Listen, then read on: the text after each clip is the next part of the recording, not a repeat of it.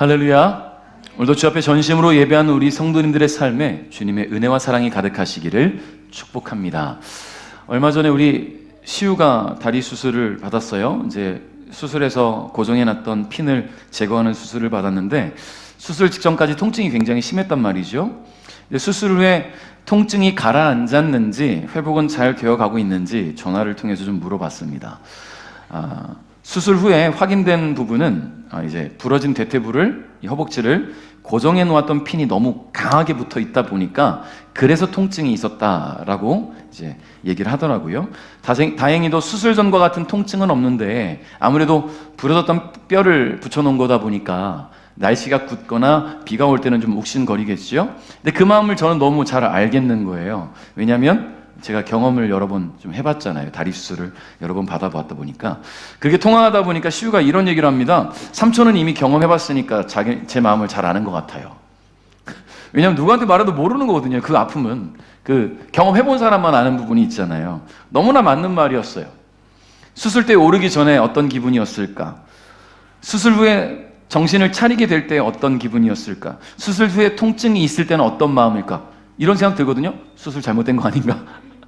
혹시 잘못 박아놓은 거 아닌가? 이런 생각 들어요. 근데 그런 불편한 감정들, 또 더디게 회복되는 것 같은 느낌들 이미 겪어봤기 때문에 좀 시간이 약이다라고 말해줄 수 있는 것 같아요. 여러분 그렇습니다. 경험해본 사람이 아는 게 있어요. 경험해보지 않고서는 설명할 수 없는 것들이 있다라는 거예요. 여러분 누가 그런 얘기를 하더라고요. 치과 가서 여러분 치료받을 때 의사 선생님이 이런 말을 꼭 합니다. 치료받을 때 아프시면 꼭 왼손을 꼭 드세요 라고 얘기를 해요.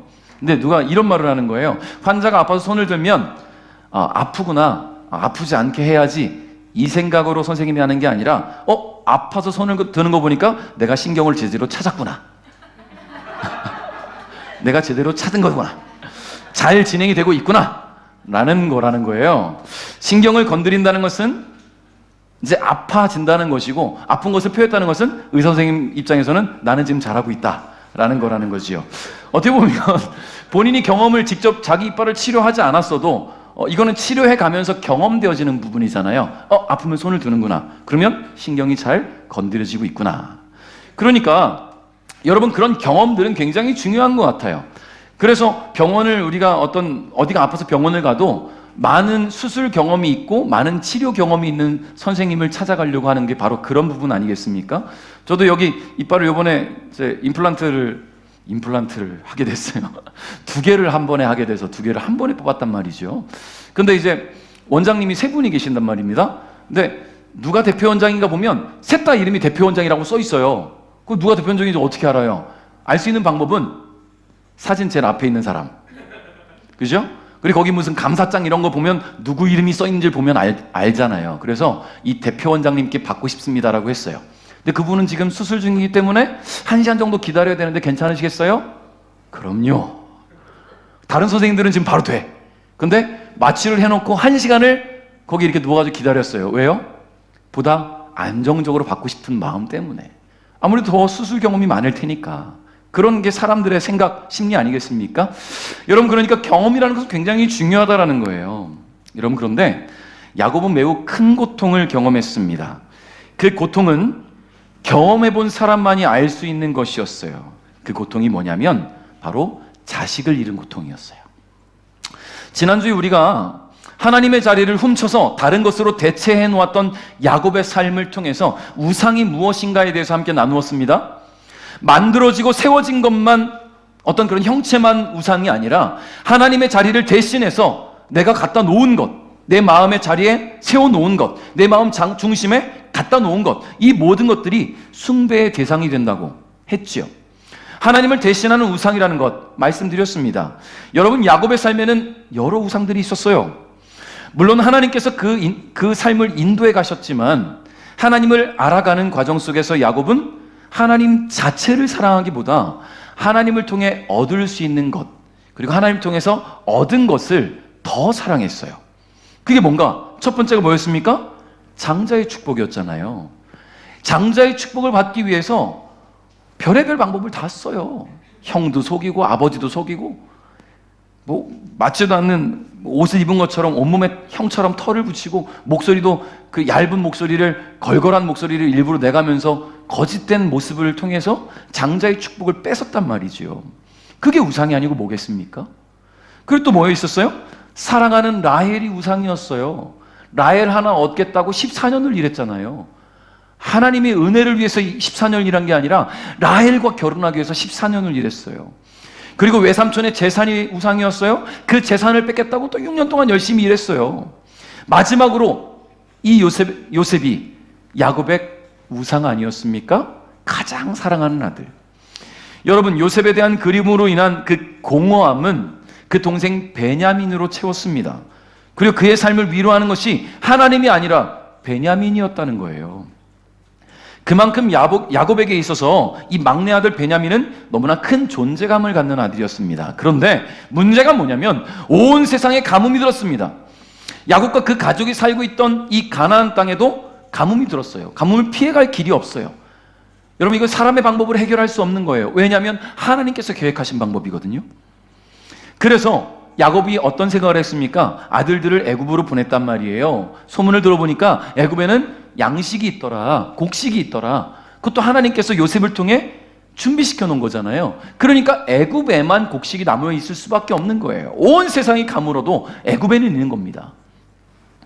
그런데 곡식을 사서 돌아온 아들들이 하는 말이, 애굽의 총리가 우리를 정탐꾼으로 몰아갔습니다. 그래서 둘째 시므온이 감옥에 갇혔어요. 둘째를 구해오려면 막내 동생인 베냐민을 데려오라고 합니다. 이 얘기를 돌아온 아들들이 하고 있는 거예요. 그때 야곱의 마음이 어땠을까요? 무너져 내리는 것 같았을 거예요. 철렁하는 기분이 들었겠죠. 여러분, 제가 오늘 아침에 마음이 철렁했어요. 문자 메시지가 하나 왔는데 층간소음 신고가 한 건 접수되었습니다. 관할 경찰서에 확인해 보세요. 문자가 왔어요. 철렁. 순간 철렁하면서 무슨 생각이 들었냐면, 철렁할 게 없어요. 근데 층간소음을 일으킨 적이 없거든요. 집에서 뭐 운동을 하나, 물론 운동을 해야 되지만 뭐 운동을 하기를 하나, 뭐 뛰어다기를 하나, 뭐 아무것도 안 했는데 층간소음 접수했다고 그 밑에 링크가 하나 걸려있는데, 아, 저게 우리를 속이려고 하는 거구나 라는 생각이 들면서 철렁한 감정을 다시 끌어올렸습니다. 여러분, 누구나 그런 철렁하는 감정들이 있을 수 있잖아요. 야곱이 그랬어요. 베냐민을 데려오라고? 철렁. 여러분, 야곱은 지금 이 아들이 따라가면 모든 것을 잃게 되는 것 같았어요. 지금 이 아들이 어떤 아들인데, 가장 사랑했던 아내 라헬이 남긴 이제 유일한 혈육인데, 이 아이마저 잃게 된다면 나는 어떻게 살아가야 될까? 야곱은 온갖 고민과 번민에 사로잡혀 있습니다. 여튼 애굽에 갔던 아들들이 가져온 곡식으로 배후를 채우면서 얼마의 시간이 지났어요? 그런데 이제 그 곡식마저 바닥을 보기 시작합니다. 곡식이 다 떨어진다면 더 이상 삶을 지속할 수 없는 지경에 이르게 된 것이죠. 자, 우리 1절, 2절 한번 읽어볼까요? 1절, 2절 시작.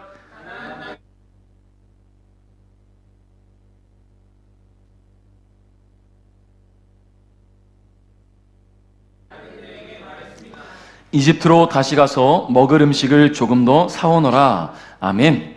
자, 야곱과 그의 가족이 마주한 근본적인 문제가 해결이 되었나요? 해결이 되지 않았어요.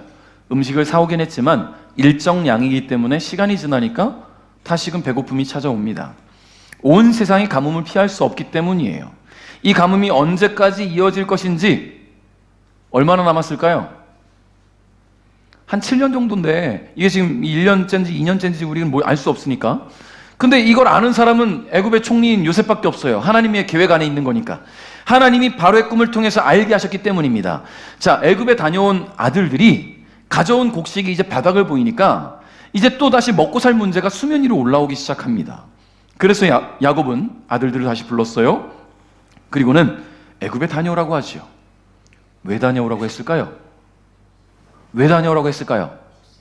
곡식을 사오라고 하는 거예요.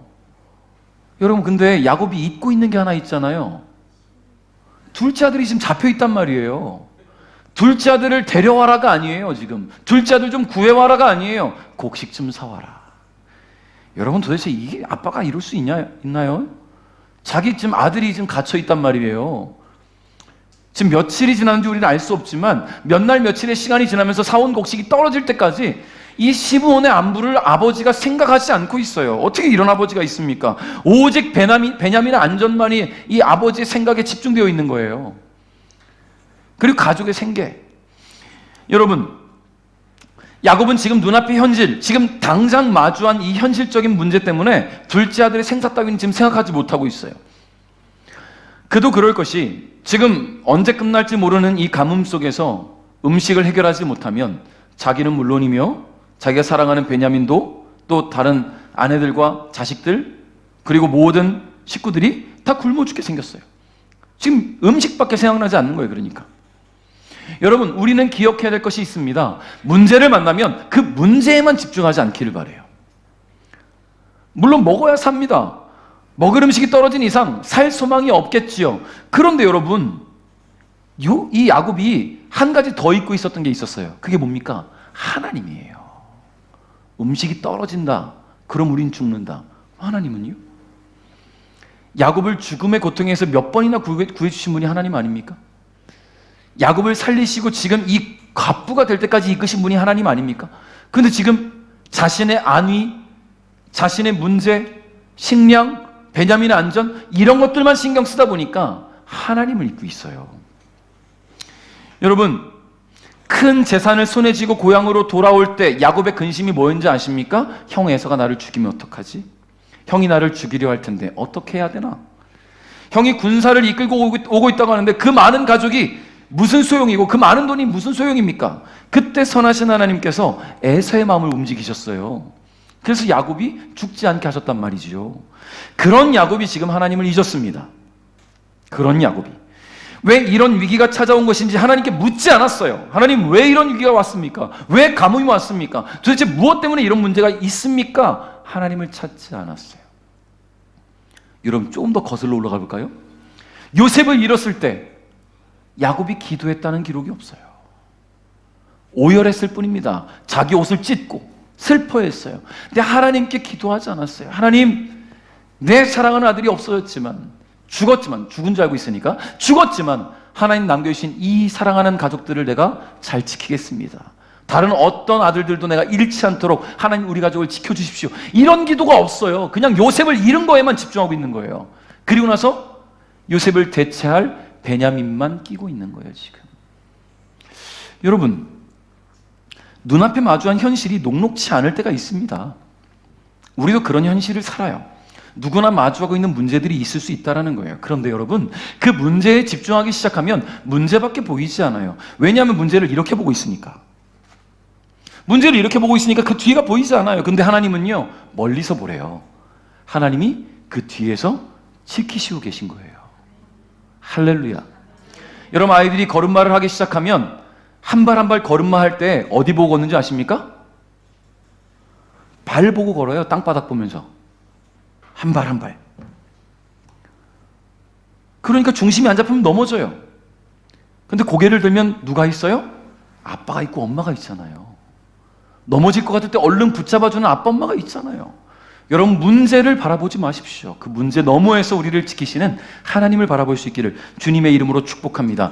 하나님은 문제보다 크신 분이시고 모든 것을 주관하시는 분입니다. 하나님께서 개입하시면 우리 삶이 언제든지 나아질 수 있어요. 근데 하나님께서 늘 개입하기를 원하시는데 우리가 차단한단 말이에요. 문제를 너무 크게 확대 해석하고 문제에 집중하다 보니까 하나님께 집중하고자 하는 우리의 신앙이 무너지게 되기 때문입니다. 자, 3절부터 5절 읽겠습니다. 시작.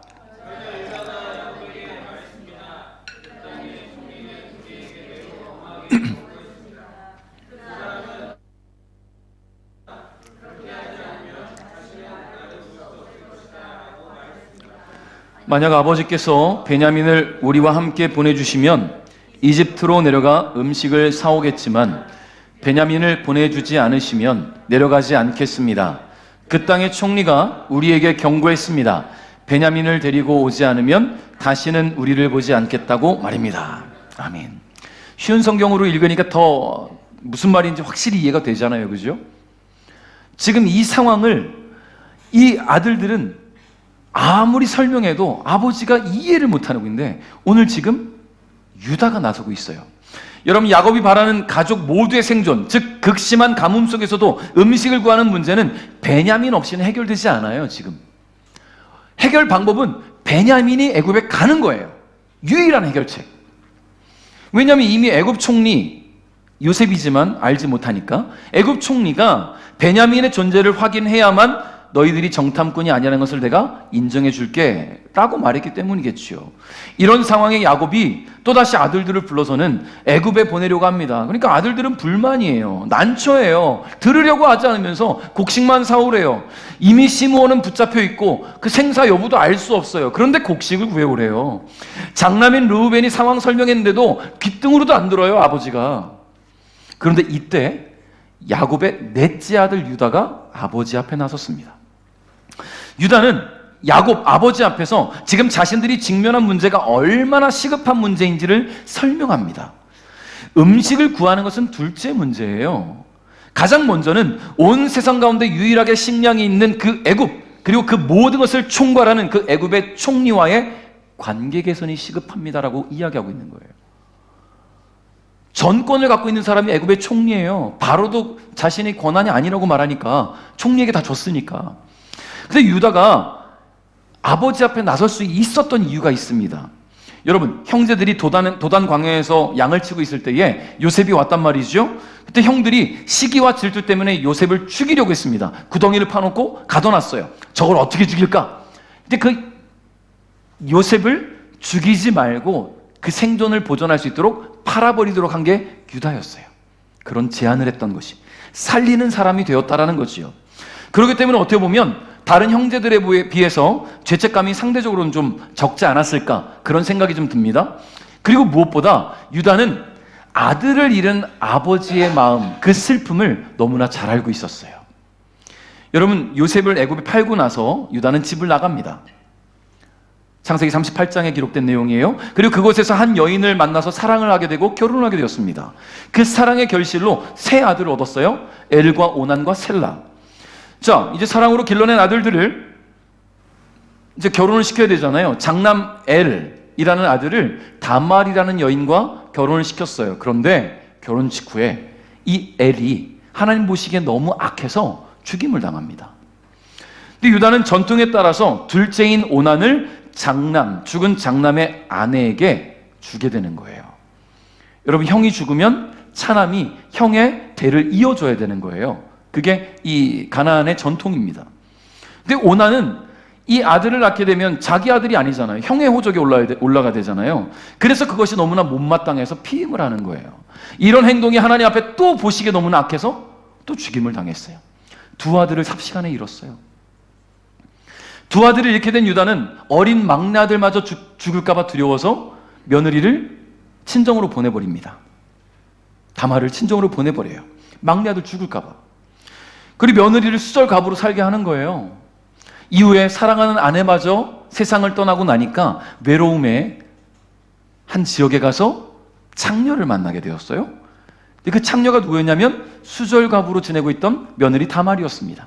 뒤늦게 알게 되죠. 며느리가 자신에게 막내 아들을 주지 않은 아버지에게, 그 시아버지에게 깨닫게 하기 위해서 자기가 창녀처럼 옷을 입고 시아버지를 받아들였단 말이에요. 여러분, 이런 상황에 결국은 깨닫고 회개했던 게 유다입니다. 여러분, 그러니까 자식을 잃은 아비의 마음이 어떤지를, 그 슬픔이 얼마나 큰지를 알고 있어요. 유다는 확실히 알고 있어요.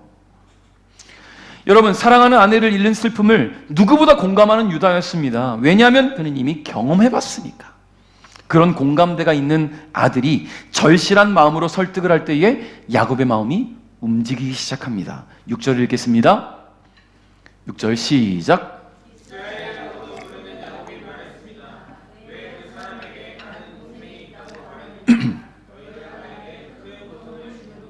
아멘. 자, 여러분, 야곱에게는 또 다른 이름이 있었어요. 뭐예요? 이스라엘. 여러분, 이스라엘이라는 이름은 하나님이 주신 이름입니다. 그런데 창세기 37장 앞부분에서는 야곱을 이스라엘이라고 기록을 하고 있거든요. 근데 요셉을 잃게 되는 창세기 37장 후반부부터는 이스라엘이라고 기록하지 않아요. 야곱이라고 해요. 그리고 아들들을 애굽에 보냈던 42장, 그리고 오늘 지금 읽은 43장 6절 이전까지는 계속해서 야곱이라고만 기록합니다. 그런데 오늘 43장 6절에서 뭐라고 기록해요? 이스라엘이라고 부르는 야곱이. 이게 무슨 말입니까? 야곱이 하나님 아닌 잃어버린 아들 요셉에 집착하고 그 아들을 대신할 베냐민에게 집착하고 있을 때 야곱은 철저하게 하나님과 단절되어 있었다는 이야기예요. 하나님 주신 이름으로 쓰임받지 못할 만큼 야곱은 단절되어 있었다. 야곱이라는 이름의 뜻이 뭐라고 했습니까? 교만한 자, 교활한 자, 속이는 자. 다시 옛날 이름으로 돌아가 버렸어요. 하나님 아닌 것에 집착하니까. 여러분, 하나님의 뜻, 하나님의 계획, 하나님의 섭리 아무것도 생각하지 않습니다. 그래서 장남 루벤이 이야기하는 것들을 들으려고 하지 않는 거예요. 그런데 이제 유다가 나서서 간절히 설득하기 시작할 때에 야곱의 마음에 변화가 일어나기 시작합니다. 다른 아들들은 아버지와 말을 섞을 생각조차 하지 못하고 있어요. 근데 아비의 마음을 공감하는 이 넷째 아들 유다가 동생 요셉을 살리기 위해서 새로운 제안을 내놓았던 유다가 아버지 앞에 나섰을 때에 하나님께서 이 야곱의 마음을 움직이기 시작했다라는 거예요. 이스라엘이라고도 부르는 야곱이 이렇게 말을 합니다. 왜 그 사람에게 다른 동생이 있다고 말했냐? 너희들이 왜 나에게 이런 큰 고통을 주느냐? 여러분, 핀잔을 주고 짜증을 내는 것 같지만 지금 아들들하고 다시 소통이 시작됐다라는 이야기예요. 짜증내는 것 같지만 아들들의 이야기에 말을 하고 있다는 거예요. 안 들으려고 했던 아버지가, 듣지 않으려고 했던 아버지가 핀잔을 주면서 소통이 시작됐다는 거예요. 하나님께서 그 마음을 움직이기 시작한 것이죠. 성도 여러분, 공감은요, 관계를 맺고 소통하는 데 있어서 매우 중요한 역할을 합니다. 상대의 마음을 헤아릴 줄 알고 그 아픔을 품을 줄 아는 사람이 좋은 관계를 맺어갈 수 있어요. 하나님은 그런 사람을 사랑하시지요. 여러분, 직장에서 일을 할 때 나와 생각이 다른 직장 동료나 직장 상사, 우리가 만나는 수많은 관계의 사람들, 내가 섬겨야 되는 어떤 어르신들이나 동네 사람들, 여러분, 그 마음에 공감대가 형성되는 사람은요, 다가갈 수 있거든요. 근데 공감대가 없는 사람은 들으려 하지 않아요. 상대가 어떤 아픔이 있는지 알려고 하지 않아요.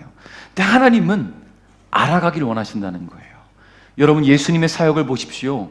예수님은요, 있는 사람들, 귀족들, 왕족들만 찾아다니지 않고 아픔 있는 자들을 찾아가셨어요. 문제 있는 사람들을 찾아가셨단 말이에요. 그 고통의 시간들을 함께 하려고 하셨단 말이에요. 들으셨어요. 공감하셨어요. 같이 우셨어요. 그리고 살리시기도 하고 치료하시기도 하고 먹이시기도 하고. 이게 예수님이에요. 여러분, 그런 예수님이 누구십니까? 바로 하나님이에요. 하나님의 자녀된 저와 여러분은 공감할 때에 하나님께서 저와 여러분을 통해 놀라운 일들을 일으키신다는 것을 기억하시기 바랍니다. 공감하는 자를 통해서 하나님은 변화를 일으키신다는 것을 기억하시기를 바라겠습니다. 자, 이제 야곱이 왜 그 사람에게 다른 동생이 있냐고 말했느냐? 너희가 나에게 큰 고통을 주는구나 라고 말했을 때에 야곱의 다른 아들들이 어떻게 반응하는지 한번 봅시다. 7절 읽겠습니다. 시작.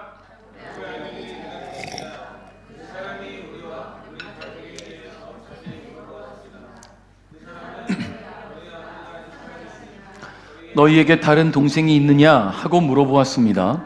우리는 그저 그의 물음에 대답했을 뿐입니다. 그 사람이 나머지 동생을 데려오라고 말할 줄을 우리가 어떻게 알았겠습니까? 아멘. 지금 무슨 말인지 이해하시겠죠? 지금 아들들은 억울한 거야. 아버지, 우리가 말할 줄 어떻게 알았어요? 이렇게 하는 거예요, 지금. 우리 아이들이 또 변명할 때 그렇게 하잖아요. 억울하면 그냥 조곤조곤 변명하는 아들들이 어디 있습니까? 너 왜 이렇게 했어? 아니, 내가 하려고 한 게 아니고 이렇게 설명하잖아요. 지금 이런 거예요. 아니, 아버지, 지금 우리가 뭐 일부러 얘기하려고 했습니까? 아니, 그 사람이 물어보는데 어떻게 거짓말합니까, 거기서? 지금 그러고 있는 거예요, 한마디로. 여러분, 지금 문제가 뭡니까? 다시 아들들과 소통하려고 노력하고 있는 아버지 앞에서 억울하다고 변명만 하고 있는 거 아니겠어요? 억울하다고 짜증내는 거 아니겠습니까, 지금? 이제 다시 소통이 시작됐는데? 근데 유다는 달랐어요. 유다는 어떻게 나오는지 제가 읽어드릴게요. 8절부터 10절인데요. 제가 읽어드리겠습니다. 그때의 유다가 아버지 이스라엘에게 말했습니다. 베냐민을 우리와 함께 보내주십시오. 그러시면 당장 떠나겠습니다. 그렇게 하셔야 우리가 죽지 않고 살 수 있습니다. 아버지와 우리 자식들이 살 수 있습니다. 제가 틀림없이 베냐민을 잘 돌보겠습니다. 제가 책임지겠습니다. 만약 제가 아버지께 베냐민을 다시 데리고 오지 못한다면 죽을 때까지 저를 욕하셔도 좋습니다. 이렇게 시간을 낭비하지 않았다면 벌써 2번은 다녀왔을 것입니다. 아멘. 여러분, 지금 유다는요, 아버지가 뭘 걱정하고 있는지는 알고 있어요. 알고 있어. 뭘 걱정하고 있어요? 베냐민의 안전. 또 하나, 온 가족의 생존. 근데 지금 이 유다의 말에는 다 담겨 있단 말이에요. 가족이 생존하려면 우리가 얼른 가야 돼요. 가려면 베냐민이 가야 됩니다. 근데 내가 이 베냐민을 무슨 일이 있어도 데리고 올게요. 안심시키고 있는 거예요, 지금. 안심시키고 있어요. 여러분, 유다는 베냐민이 함께 가지 않으면 베냐민의 안전이 지켜집니까? 어차피 다 굶어 죽을 텐데. 베냐민이 같이 안 가면 머지않아 온 가족이 몰살하는 거예요. 먹을 게 없어서.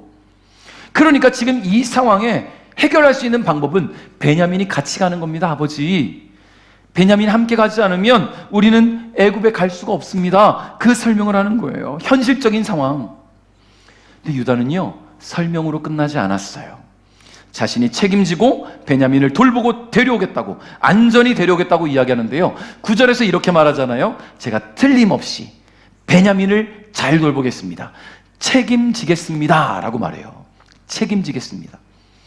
여러분, 여기서 책임지다는 말, 히브리어로 아라브라는 단어를 씁니다. 아라브. 무슨 뜻이냐면 보증하다, 보증인이 되다 라는 의미를 담고 있어요. 다시 말해서 유다는 자신이 베냐민의 안전을 책임지겠다는 뜻과 함께 그의 안전이 이상이 생겼을 때는 내 목숨까지 내어놓겠습니다, 내가 보증인이 되겠습니다 라고 강한 의지를 표하고 있는 거예요.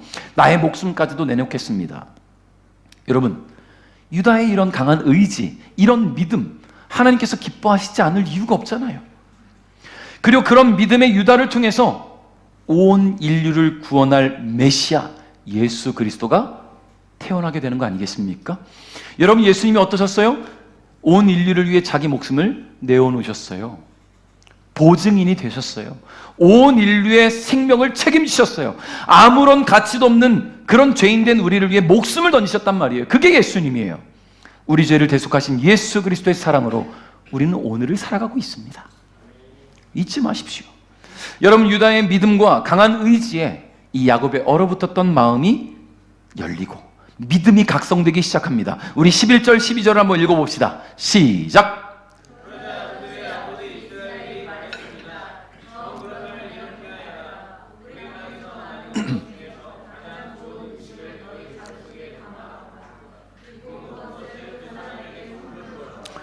유향과 꿀을 가져가고 향료와 모략과 유향나무 열매와 아몬드도 가져가거라. 이번에는 돈도 2배로 가지고 가거라. 지난번에는 너희 자루 속에 놓여있던 돈을 돌려주어라. 아마 실수로 그런 일이 있었던 것 같다. 아멘. 자, 믿음이 각성되니까요, 야곱이 확 달라지죠. 야곱은 아들들이 애굽에 갈 때에 단순히 곡식 살 돈과 베냐민만 데려가는 것으로 끝나지 않기를 바랬습니다. 부족했다고 생각했어요. 그리고는 아들들이 애굽에 가기 위해서 필요한 것들, 준비해야 될 것들을 정리해 줍니다. 먼저는요, 그들이 거주하고 있던 이 가나안 땅에서 가장 좋은 음식을 준비시켰어요. 가장 좋은 음식. 여러분, 근데 중요한 게요, 지금 가뭄 기간이잖아요. 먹을 게 없어요. 그럼에도 불구하고 가장 좋은 음식을 준비했다는 것은 가장 필요하고 가장 이 가정이 지켜져야 될 때 최후의 생존까지 살펴봐야 될 그 음식, 그것을 지금 내놓겠다라는 이야기예요. 시급성을 알게 된 것이죠. 지금 무엇보다 이 애굽의 총리와의 만남이 중요하다는 것을 인정하기 시작한 겁니다. 그리고 나서 유향과 꿀, 향료와 모략, 유향나무 열매와 아몬드도 준비시켰습니다. 물론 곡식 살돈도 준비시키는데 2배의 금액을 준비시키죠. 여러분, 우리가 말씀을 통해서 쭉 살펴봤듯이 야곱은 어떤 사람이었냐면 굉장히 약삭빠르고 지혜로운 사람이었단 말이에요. 그런 약삭빠름과 교활함과 지혜 때문에 야곱은 원하는 것은 다 얻을 수 있었잖아요. 노년의 요셉과 베냐민에게 마음을 빼앗겨서 무엇이 중요한지 잊고 있었을 뿐이지, 그가 유다를 통해 믿음이 각성되자 먼저 그의 지혜로움이 빛을 발하기 시작합니다. 너무나 소극적이고 부정적이었던 야곱이 매우 적극적이고 긍정적인 이스라엘로 변하기 시작한 거예요. 그리고 나서는 아들들에게 이렇게 선포합니다. 13절, 14절을 읽겠습니다. 시작!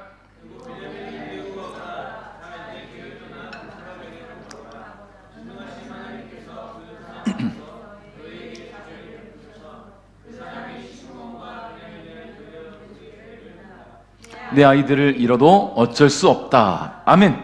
자, 야곱은 이제 더 이상 야곱의 모습으로 움츠러 있지 않습니다. 이스라엘, 여호와 하나님의 도우심으로 이기는 인생을 살아온 그가 다시 한번 믿음으로 전능하신 하나님의 도움을 요청하면서 아들들 앞에서 자신의 믿음을 선포하고 있어요. 그의 믿음은 어디까지 나아가고 있는지 보십시오. 내 아이들을 잃어도 어쩔 수 없다. 이게 무슨 말입니까? 그것이 하나님의 뜻이라면 받아들이겠다는 뜻이에요. 하나님 내 아이들을 데려가신다면, 그게 하나님 뜻이라면 나는 받아들이겠다. 여러분, 우리는 이런 믿음의 고백을 다니엘의 세 친구 앞에서 볼 수 있죠. 여러분, 다니엘의 세 친구가 어땠습니까? 느부갓네살 왕이 왕의 금신상에 절하지 않는다는 이유로 이 세 친구를 잡아다가 뜨거운 불이 활활 타오르고 있는 용광로에 던지려고 했단 말이에요. 그럴 때 이 아이들, 이 청년들이 아까운 거야. 이 왕이, 느부갓네살 왕이. 그래서 얘들아, 차라리 절하고 말어. 아깝잖아, 너희들의 목숨. 그때 이 세 친구가 뭐라고 말했냐면, 만일 우리가 용광로에 던져진다 해도 하나님께서 우리를 구원하실 겁니다. 그런데 그리 아니하실지라도 우리는 왕의 금신상에 절하지 않겠습니다. 죽어도 절하지 않겠습니다. 그게 신앙의 고백 아닙니까? 죽어도 어쩔 수 없습니다. 내 신앙은 타협하지 않습니다. 여러분, 이런 믿음의 고백이 또 있었어요. 에스더를 통해서 볼 수 있지요. 여러분, 유대인들을 죽이려는 하만의 음모를 알게 된 에스더가 자신을 더 이상 찾지 않는 왕 앞에 나갔을 때, 여러분, 그 당시 그 지역에서는요, 페르시아에서는요, 왕이 먼저 찾지 않는 왕후, 왕이 먼저 찾지 않는 후궁은 왕 앞에 나설 수 없었어요. 죽임을 당하거든요. 근데 에스더를 지금 안 찾은 지 꽤 됐단 말이에요. 근데 지금 유대인들을 죽이려는 하만의 음모를 그 삼촌 모르드게가 알고는 에스더에게 이야기하고 나니까 이렇게 말하는 거예요. 삼촌에게 가서 수산성에 있는 모든 유다인들을 모아서 나를 위해 3일 동안 금식해 주세요. 나도 금식하고 법을 어기고서라도 왕 앞에 나가겠습니다. 그러다가 죽으면 죽겠습니다. 죽으면 죽으리라. 여러분, 이스라엘이 이와 같은 믿음의 고백으로 담대하게 설 수 있었던 데는 다 이유가 있습니다. 이 야곱이, 그는 하나님이 어떤 방식으로 어떻게 행하시는 분인지를 이미 경험해 본 사람이에요. 항상 자신의 삶에 그런 하나님의 역사가 있었어요. 물론 자신이 더 집중했던 것들이 있었고 하나님보다 더 사랑했던 것들이 있었지만 그때마다 하나님은 역사하셨고 그를 살리시고 지금의 순간까지 오게 하셨잖아요. 그런 하나님을 경험했던 사람입니다. 사람의 생각과 방법이 아닌 하나님의 생각과 하나님의 방법으로 행하시는 분, 계획하고 약속하신 것은 반드시 이루시는 그런 하나님을 경험했기 때문이에요. 사랑하는 성도 여러분, 여러분 하나님이 하실 일들을 혹시 기대하고 계십니까? 기대가 되십니까? 그러면 그 기대가 생각으로만 멈춰 있지 않기를 바랍니다. 할렐루야. 하나님께서 행하실 일들을 기대하신다면 믿음의 고백과 선포가 있어야 돼요. 하나님께서 이루실 줄 믿습니다. 하나님, 내 사업이 어렵습니다. 하나님이 선한 길로 인도하실 줄 믿습니다. 하나님, 건강이 안 좋아졌습니다. 하나님께서 뜻이 계시다면 치료하실 줄 믿습니다. 근데 분명한 것은 하나님의 뜻을 위한 기도가 있어야 돼요. 하나님의 뜻과 계획을 위한 기도. 설사 하나님께서 이런 상황으로 나를 데려가실지라도 그것이 하나님의 뜻이라면 받아들이고 갈 수 있는 믿음. 죽으면 죽으리라. 내 아이들을 잃게 되면 잃게 되리라. 그리 아니하실지라도 나는 왕의 금신상에서 절하지 않겠습니다. 그런 믿음의 고백들, 하나님은 그 믿음의 고백을 기뻐하십니다.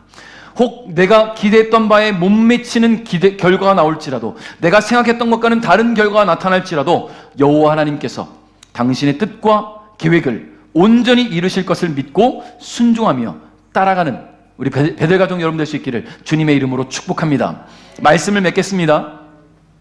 우리가 믿는 하나님은 살아계신 분입니다. 그런 하나님을 믿는 우리는 살아계신 하나님을 삶 속에서 경험하며 살아가지요.